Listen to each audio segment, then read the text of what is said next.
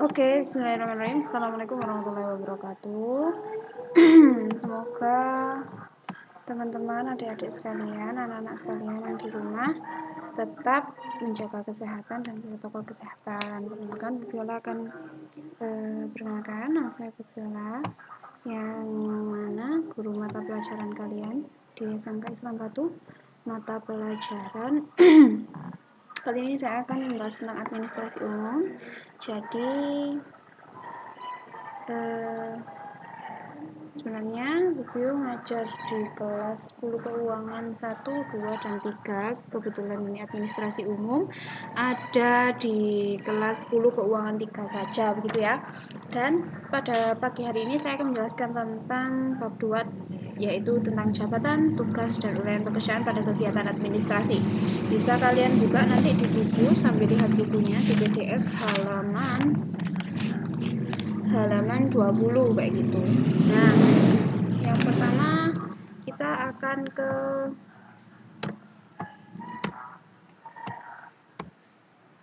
subbabnya. Nanti apa yang akan kita pelajari pada pagi hari ini, pertama yaitu pengertian jabatan itu kayak gimana, jenis-jenisnya jabatan itu apa aja, analisisnya itu jabatan itu kayak gimana, terus uraian tugasnya jabatan itu kayak gimana. Next, pengertian jabatan atau occupation adalah kedudukan pegawai dalam struktur organisasi serta memiliki kualifikasi berdasarkan standar yang ada di perusahaan itu sendiri dengan fungsi yang spesifik. Jadi posisi, intinya jabatan occupation adalah posisi kalian pada saat itu di perusahaan atau di tempat kerja kalian. Next, selanjutnya adalah jenis jabatan. Ada pimpinan kantor, jabatan manajerial, staf atau ahli pembantu, lalu kepala personalia atau HRD, terus atau Human Research Development, terus kepala TU atau tata usaha, jabatan struktural, dan ada juga jabatan fungsional. Sekarang saya akan breakdown satu-satu, pimpinan kantor itu apa, jabatan manajerial itu apa, staf atau ahli pembantu itu apa, kepala personalia atau HRD, TU sama jabatan struktural sama fungsional itu bagaimana. Ada di BPT yang lain. Oke. Kita masuk ke jenis-jenis jabatan. Kayak gitu. Jenis-jenis jabatan yang pertama adalah pimpinan kantor. Pimpinan kantor adalah orang yang memantau dan bertanggung jawab terhadap kelancaran aktivitas kantor secara keseluruhan. Pimpinan kantor dikenal juga dengan sebutan kepala kantor atau direktur. Jadi kepala kantor ini yang yang berkewajiban untuk memantau tugas keseharian para staf-stafnya atau anggota-anggota kantor itu tadi. Terus ada yang dinamakan jabatan manajerial. Jabatan manajerial adalah orang yang memimpin dalam pelaksanaan pekerjaan dengan melaksanakan fungsi-fungsi manajemen seperti planning, organizing, evaluating, terus controlling sama decision making. Jabatan manajerial adalah jabatan paling bawah, maksudnya di bawahnya pimpinan kantor. Jabatan manajerial ini kayak planning, dari planning, jadi dia merencanakan, lalu organize atau mengorganisasi dalam pelaksanaan itu, terus actuating, melaksanakan, controlling, dia juga melakukan pengawasan atau dikontrol. Pekerjaan itu nanti ngapain aja, dia itu yang kontrol, udah sesuai dengan keinginan atau enggak. Lalu ada dinamakan decision making, jadi suatu ketika kita kalau ada manajemen resikonya, terus kalau misalkan kita menghadapi suatu masalah, dia yang buat decision making. Next, jabatan selanjutnya ada yaitu staf atau pembantu ahli, yang mana staf atau pembantu ahli yang bertugas membantu administrator dan manajer dalam melaksanakan pekerjaan kantor.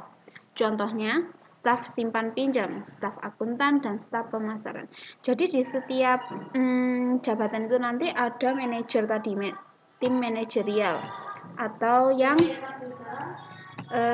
jabatan manajerial. Di bawahnya pimpinan kantor itu nanti ada manajer.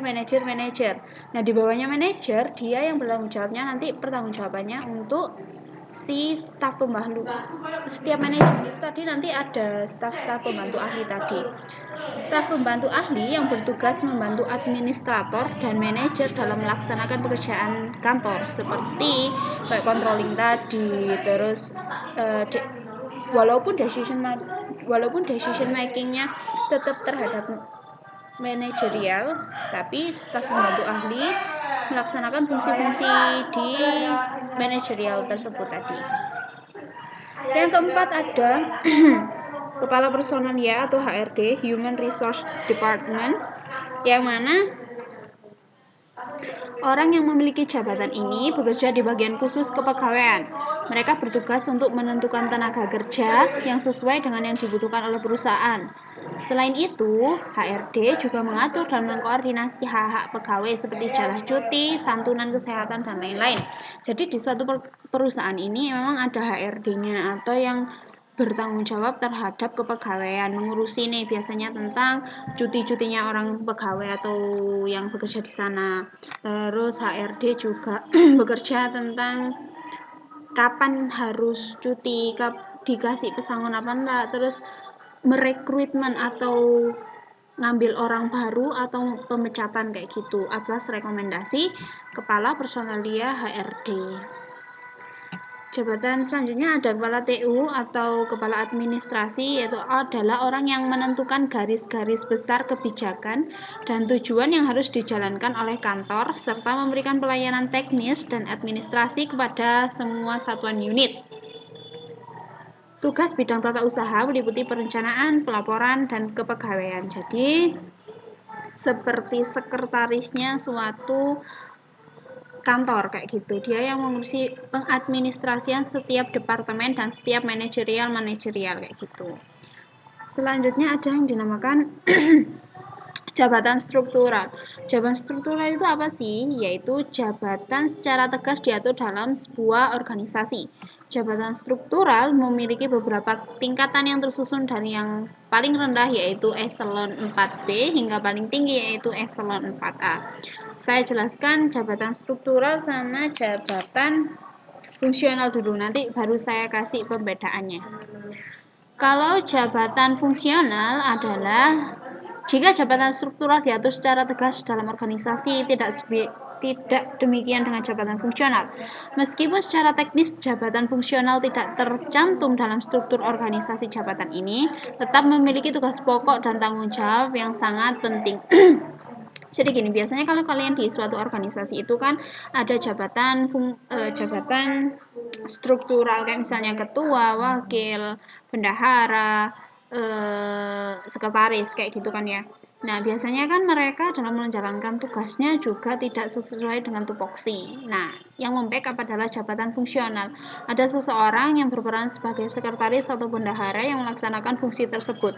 Namun kenapa jabatan fungsional ini kok diperbolehkan? Karena untuk mengurangi kekurangan atau kekosongan jabatan kayak gitu. Jabatan fungsional ini sendiri juga sudah disetujui oleh pengawas perusahaan atau yang di bagian untuk kepegawaian seperti itu ya. Kita lanjut, jenis jabatan sudah selesai ya tadi, pimpinan kantor. Jadi pimpinan kantor itu yang paling atas, lalu di bawahnya ada beberapa manajer yang bertanggung jawab terhadap pimpinan kantor. Lalu manajer itu tadi dibantu oleh staf atau ahli pembantu, dan yang mana ada beberapa kepala. Yang kepala personalia atau HRD ini tugasnya untuk kepegawaian, lalu yang kepala TU ini untuk administrasi. Terus tadi jabatan juga dibagi menjadi dua, jabatan struktural sama jabatan fungsional. Kita lanjut ke subbab yang ketiga yaitu analisis jabatan. Jadi di sini nanti saya akan jelaskan beberapa jabatan yang ada di kantor secara umum saja tapi. Analisis jabatan atau job analysis adalah suatu kegiatan untuk menganalisis macam-macam pekerjaan yang harus dilakukan, sebagaimana cara mengerjakannya dan alasan pekerjaan tersebut harus dilaksanakan. Misalnya di suatu organisasi, misalkan sekolah, ada kepala sekolah, terus wakil kepala sekolah di bagian kurikulum, terus kesiswaan, terus ada lagi yang di bagian kesiswaan dan ada lagi di bagian sarana dan prasarana, misalkan. Oh iya, ada lagi bendahara kayak gitu ya.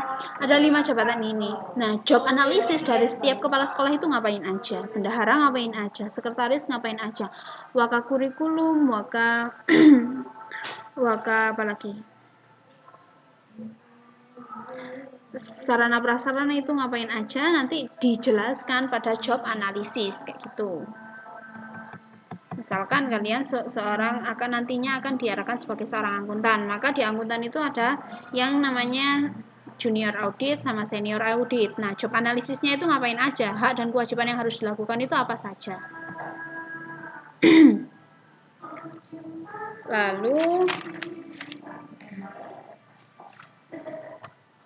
Lalu ada beberapa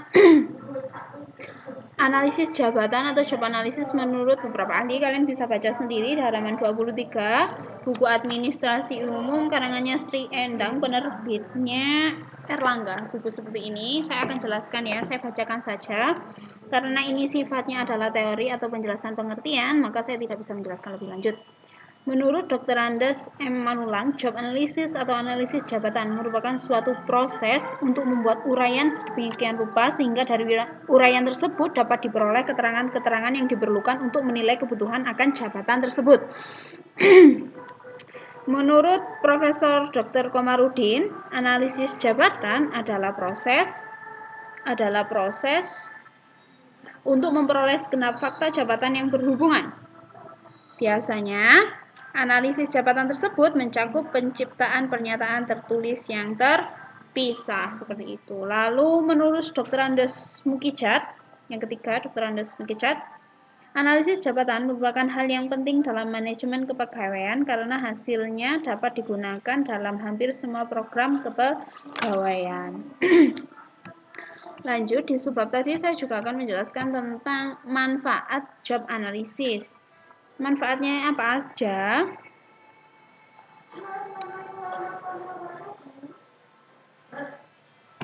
Manfaatnya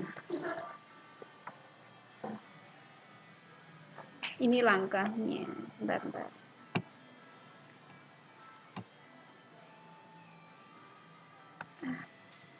Manfaatnya ada perekrutan dan seleksi pegawai.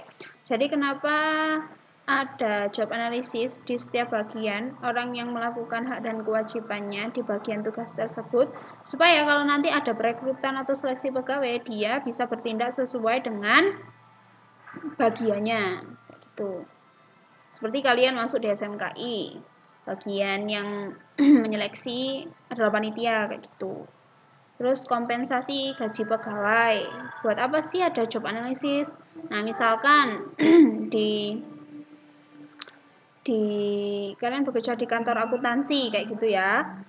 Yang berhak menentukan kompensasi gaji pegawai adalah di bagian tadi apa? HRD atau Human Resource Department atau Development. Jadi dia yang berhak menentukan ini dapat kompensasi apa enggak. Terus sudah bekerja berapa lama, dianalisisnya nanti sama HRD. Lalu manfaatnya analisis jabatan itu buat apa? Evaluasi jabatan. Oh, selama 1 tahun ini mereka ngapain aja? Selama 2 tahun mereka ngapain aja? Kayak gitu. Lalu yang selanjutnya ada penilaian prestasi kerja pegawai. Ada peningkatan nggak setiap bulannya? Ada peningkatan nggak dari tahun pertama sama tahun kedua dia bekerja di sini tuh ada nggak? Gitu. Lalu ada latihan training. Jadi manfaat analisis jabatan ini kurang lebih mengarah ke HRD ya. Dia menilai bagaimana kepegawaian, lalu bagaimana dia menilai tugas-tugas sama hak dan kewajiban seorang pegawai kayak gitu. Lalu ada promosi dan penempatan pegawai, naik jabatan lah istilahnya. Lalu ada organisasi dan penyederhanaan pekerjaan. Kalian bisa baca nanti buat nambah-nambah pengetahuan teorinya. Oh ya, terima kasih sudah mengerjakan tugas dengan baik dan lengkap. Yang belum lengkap nilainya secara murni akan saya setorkan seperti itu. Jadi nanti silakan kalian lihat apa yang sudah kalian kerjakan selama 1 tahun kayak gitu ya. Selama 1,5 semester kayak gitu ya. Lalu ada selanjutnya di subbab 3 tadi saya juga akan menjelaskan bagaimana caranya metode kayak gitu ya. Metodenya kayak gimana? Yaitu metodenya dengan melakukan metode job analisis itu tadi. Kalian misalkan di suatu pekerjaan, tempat bekerja, tiba-tiba kalian tuh bingung, wah jadi apa ya orang ini kok berkuasa banget. Nah,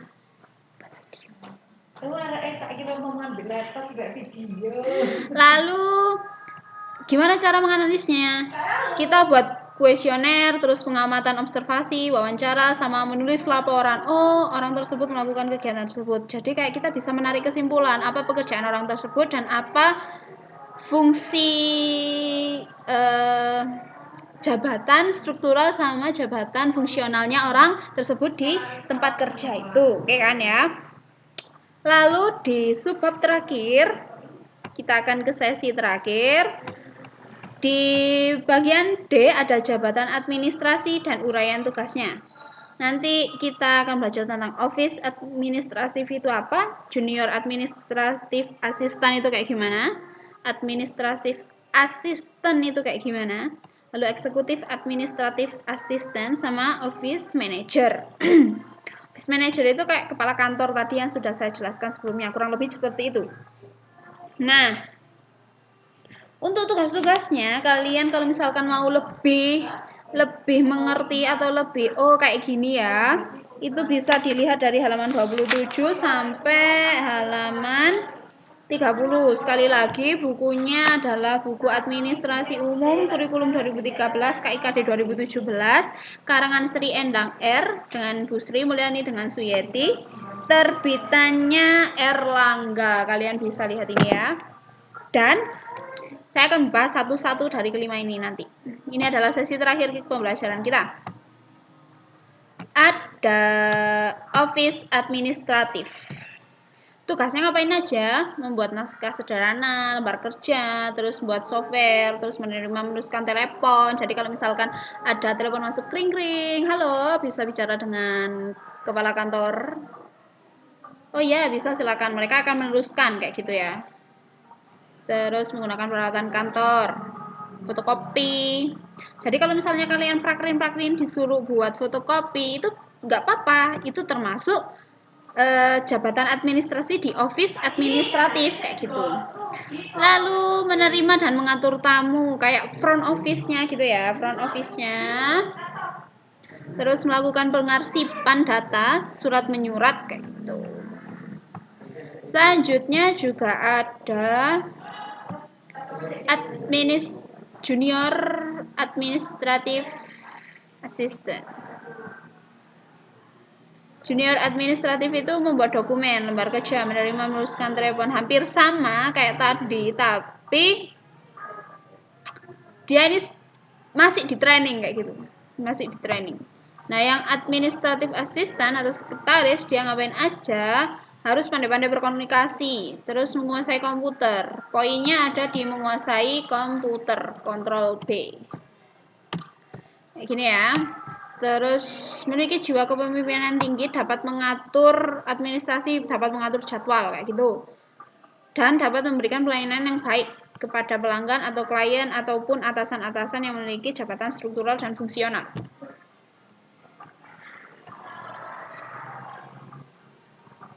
Lalu ada yang dinamakan administrative assistant. Administrative assistant itu ya inilah ya. Dia ada kemampuan lebih tadi. Jadi tadi kayak misalkan dari office administratif itu di bawahnya ada junior administratif yang bantu dia, terus lebih atasnya lagi ada administrative assistant dan yang paling atas adalah executive assistant. Di sini saya kasih poin pentingnya kalau yang menspesialkan administrative assistant atau sekretaris ini dia bisa mengolah informasi dengan bantuan internet. Jadi dia itu bisa berkomunikasi dengan dua arah kayak gitu.